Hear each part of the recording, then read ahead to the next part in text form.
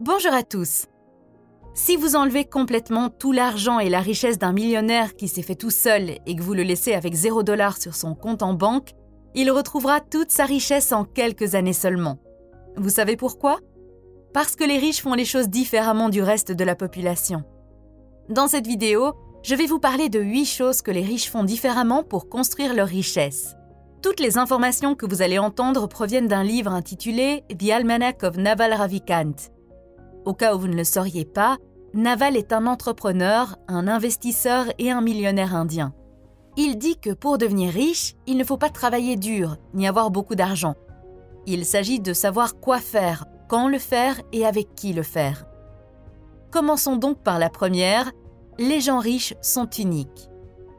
Décider sur quoi travailler est l'une des plus grandes décisions que nous ayons à prendre dans la vie, et nous le décidons généralement lorsque nous sommes trop jeunes et immatures. C'est pourquoi de nombreuses personnes se retrouvent coincées pendant des décennies dans une carrière qui ne répond pas à tous leurs besoins. Et même si vous avez la possibilité de changer de carrière plus tard, vous devez savoir comment le faire. Sinon, vous risquez de faire à nouveau le mauvais choix et de prendre encore plus de temps. C'est pourquoi vous devez d'abord savoir sur quoi travailler.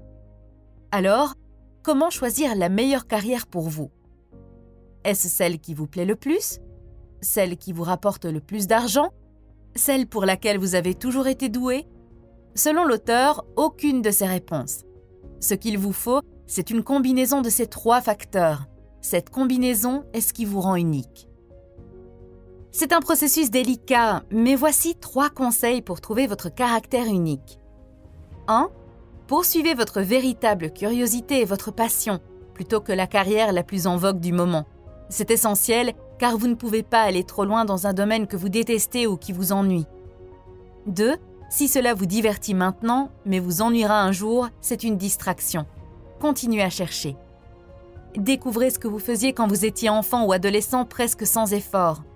Quelque chose que vous ne considériez même pas comme une compétence, mais que votre entourage remarquait. Votre mère ou votre meilleur ami d'enfance le sauront. Voici quelques exemples de ce que pourraient être vos connaissances spécifiques. Vente, la cuisine, jouer d'un instrument de musique, apprendre de nouvelles langues, attention aux détails, bavardage. Peut-être pensez-vous maintenant que le bavardage n'est pas une connaissance spécifique, mais un défaut. Certaines de vos compétences spécifiques peuvent ressembler à des défauts, mais ne les ignorez pas. Elles font partie de votre singularité. La capacité à découvrir les derniers ragots et à les transmettre de manière intéressante, par exemple, peut faire de vous un journaliste très performant. La première leçon est donc la suivante. Si vous voulez être riche, vous devez trouver votre singularité. Numéro 2. Les gens riches trouvent un travail qui ressemble à un jeu. L'une des principales raisons pour lesquelles les gens rêvent de la retraite est qu'ils veulent arrêter de travailler. Pourquoi? Peut-être parce qu'ils sont fatigués. Peut-être qu'ils n'aiment pas leur travail. Peut-être que le travail les a épuisés. Mais nous ne voulons pas nous retirer de fun. Si vous faites quelque chose qui vous semble être un jeu, la retraite ne sera plus un objectif. Posez-vous la question. Quelle est votre définition de la retraite? S'agit-il de cesser de travailler ou de disposer de temps libre pour faire uniquement ce que vous aimez? Disons que vous voulez prendre votre retraite pour pouvoir voyager davantage, car c'est ce que vous aimez. Si vous pouvez gagner de l'argent en voyageant et que cela devient votre travail, vous n'aurez jamais besoin de prendre votre retraite. Une façon de prendre sa retraite est d'avoir tellement d'argent de côté que vos revenus passifs couvrent toutes vos dépenses. Une deuxième façon est d'avoir des dépenses nulles ou proches de zéro, comme un moine. Et une troisième façon est de faire quelque chose que vous aimez. Vous l'appréciez tellement que ce n'est plus une question d'argent. De cette façon, vous pourriez travailler éternellement sans vous fatiguer. C'est la retraite anticipée. Les gens pensent que vous travaillez, mais en fait, vous vous amusez et vous profitez. C'est comme des vacances. L'auteur dit que sa définition de la retraite est le moment où vous cessez de sacrifier le présent pour un lendemain imaginaire.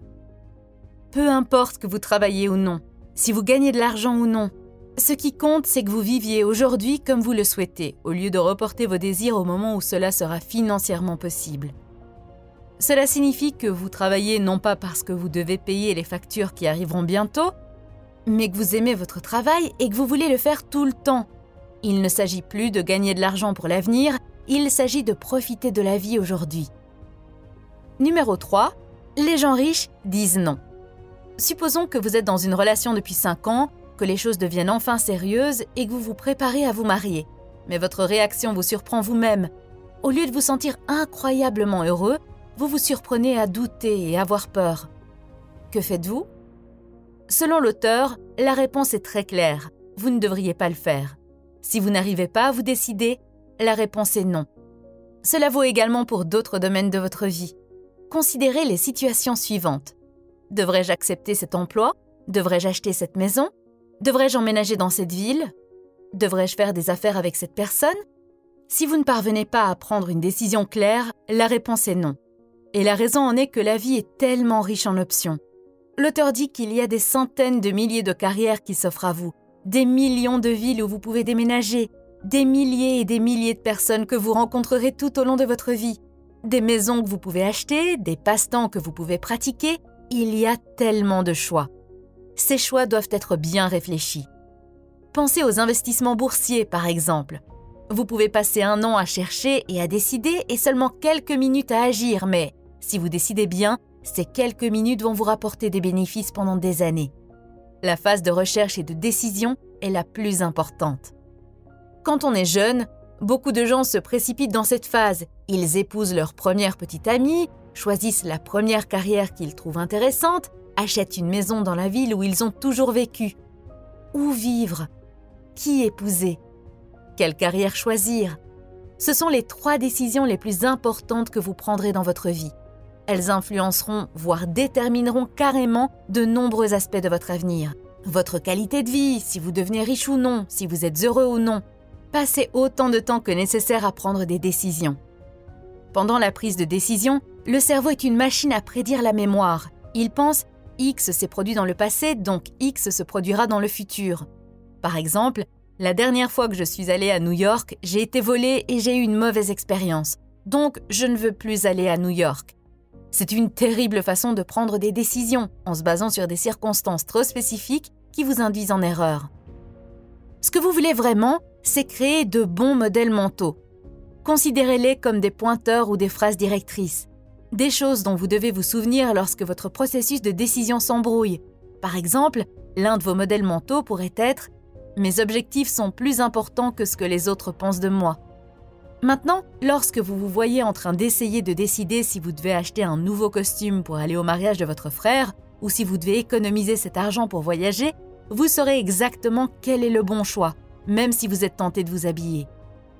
Il s'agit d'un exemple très simple, mais vous pouvez également utiliser des modèles mentaux pour des décisions plus complexes. Imaginez une femme qui a le modèle mental suivant. Profiter de mon temps seul est plus important que d'être avec ma famille. Cette femme serait-elle heureuse si elle se mariait avec un homme qui veut être père? Probablement pas. Les personnes qui accordent plus d'importance au temps passé seul qu'à la famille ne devraient pas être parents, puisque vous avez très peu de temps seul pendant des années une fois que vous avez un enfant. Elle ne serait pas heureuse et il ne le serait pas non plus. S'ils sont amoureux, il sera peut-être très difficile de rompre leur relation, mais cela évitera peut-être aussi d'énormes déceptions et disputes à l'avenir. Prenez des décisions difficiles maintenant afin que votre avenir soit sans heurts. Il en va de même pour vos décisions professionnelles. Peut-être que décider de ne pas être avocat, comme votre père a toujours espéré que vous le seriez, est une décision difficile qui vous fera souffrir. Peut-être que renoncer à l'université pour ouvrir votre propre entreprise est ce qui vous semble juste, mais il est difficile de franchir le pas.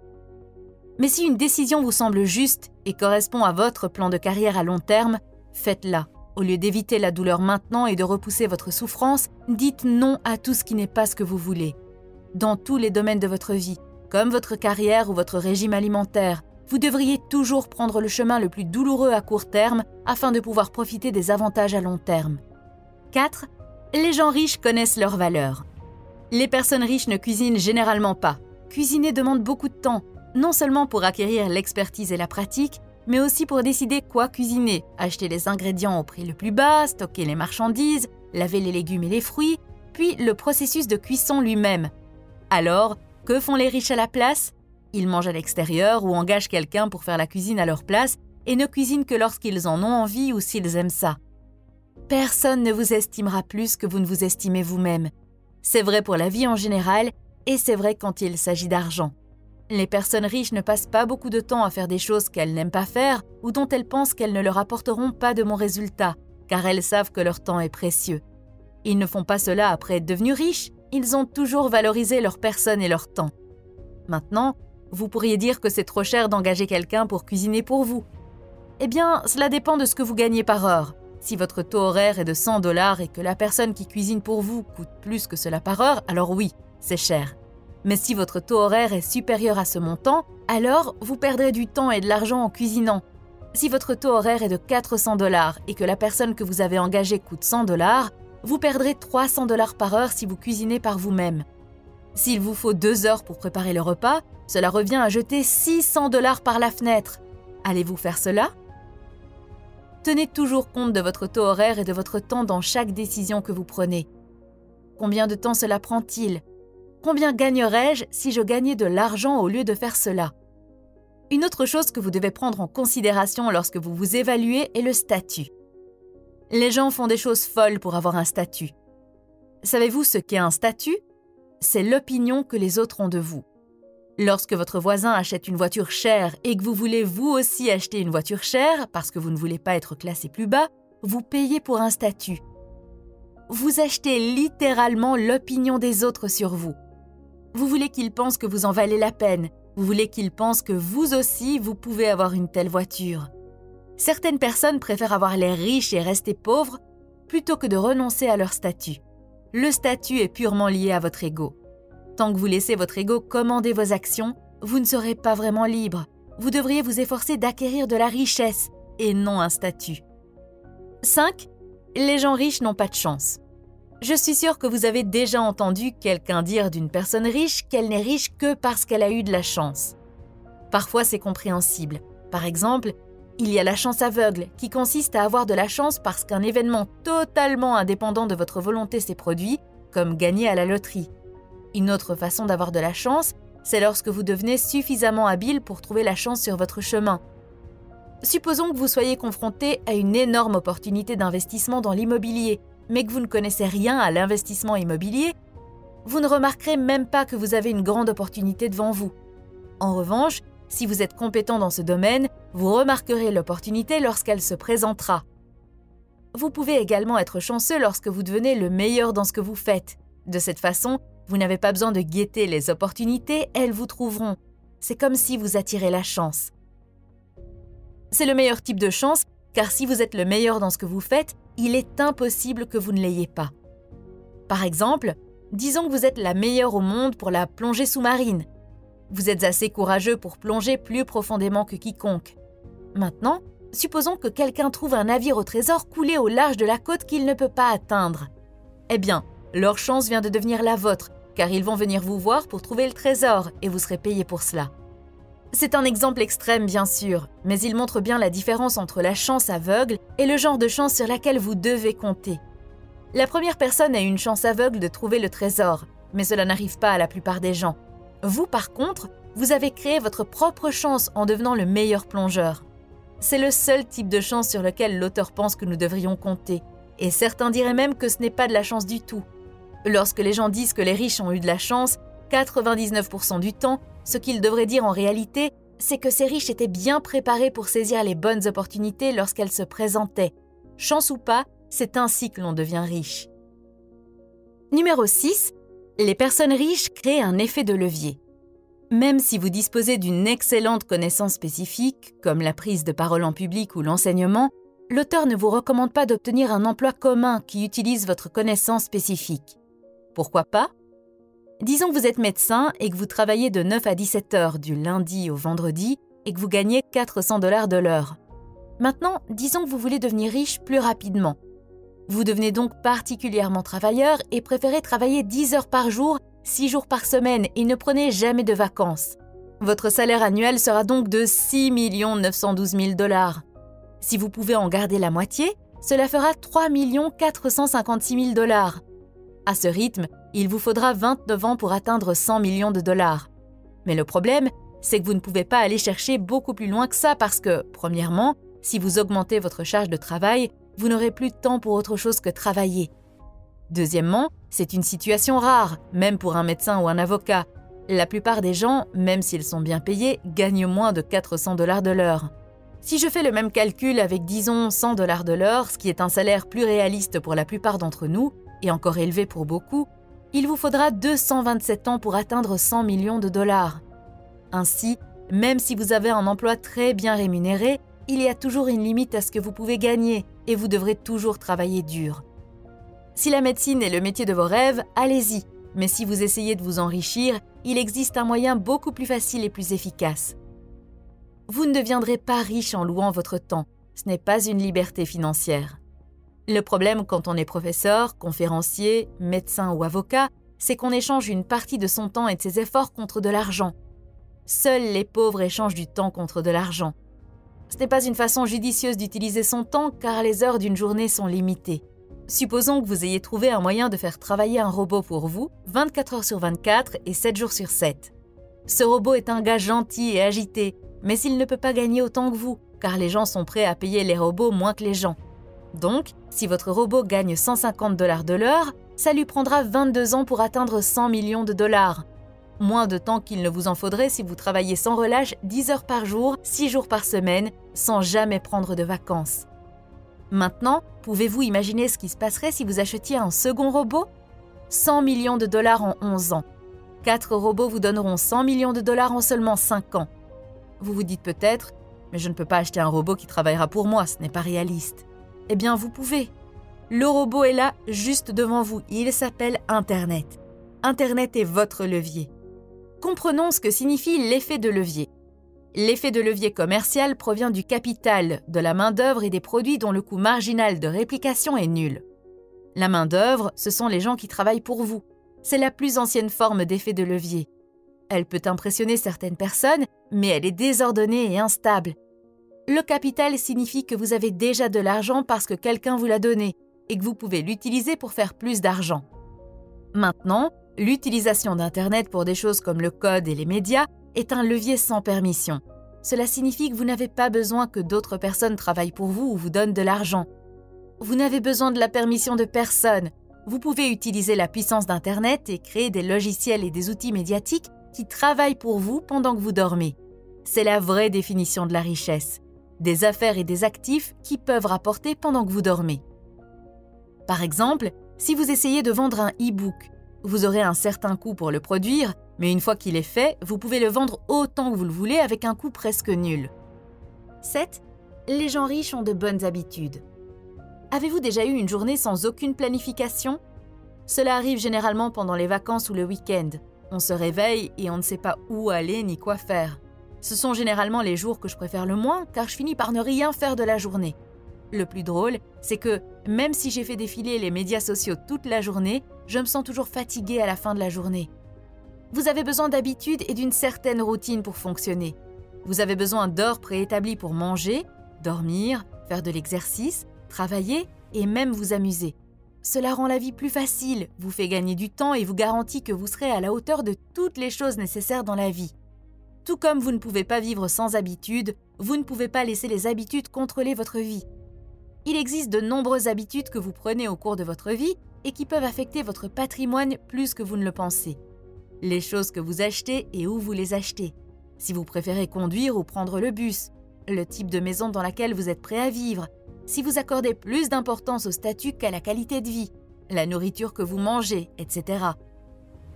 Au lieu de vous conformer à « c'est ce que je suis », il est vraiment important d'être capable d'arrêter de faire ce qui ne vous sert plus. Examinez votre vie, prenez vos habitudes et dites-vous « j'ai pris cette habitude quand j'avais X ans à cause de Y, est-ce qu'elle me sert encore ?»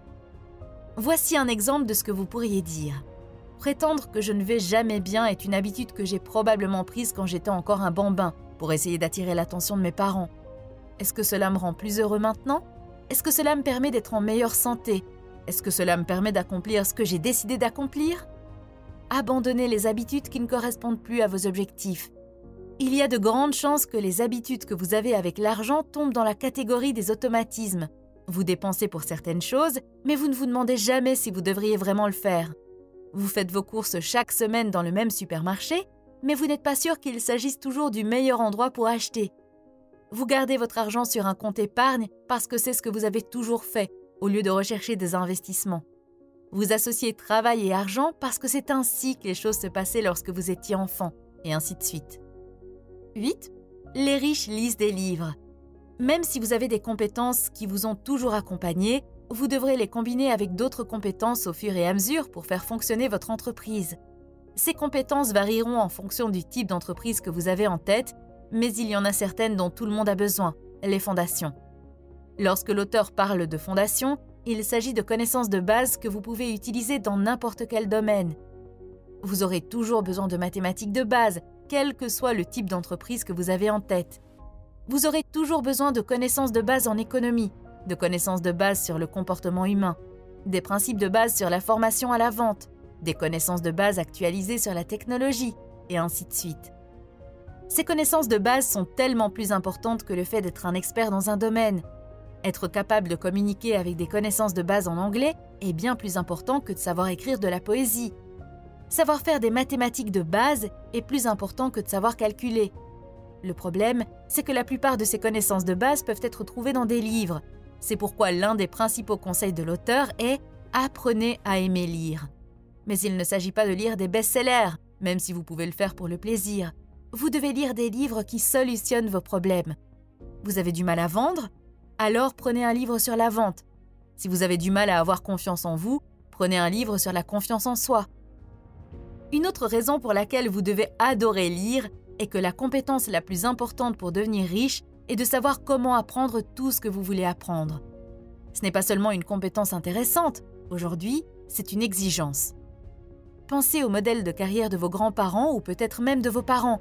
Ils allaient à l'université pendant 4 ans, obtenaient un diplôme et travaillaient comme professionnels dans le même domaine pendant 30 ans. Mais les choses changent vite aujourd'hui. De nombreuses professions deviennent obsolètes en l'espace de 5 ans, voire moins.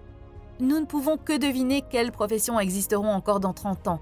C'est pourquoi apprendre à apprendre et à devenir bon dans quelque chose est une compétence essentielle. Numéro 9. Bonus takeaway. Les riches valorisent la paix. Voilà ce qui est le plus intéressant. L'auteur affirme que, lorsque vous serez enfin riche, vous réaliserez que ce n'est pas ce que vous recherchiez au départ. Ce que vous vouliez vraiment, c'était la liberté et la paix. La paix est le but ultime de la vie. Lorsque vous atteindrez enfin votre objectif et deviendrez riche, ne vous laissez pas aller à oublier pourquoi vous avez travaillé si dur. Si vous avez aimé cette vidéo, je pense que vous aimerez également la vidéo que vous voyez sur votre écran, intitulée « 17 choses que les riches font et que les pauvres ne font pas ». Elle est basée sur un livre intitulé « Secrets of Millionaire Mind » de Harvey Kerr. Merci d'avoir visionné cette vidéo. À bientôt!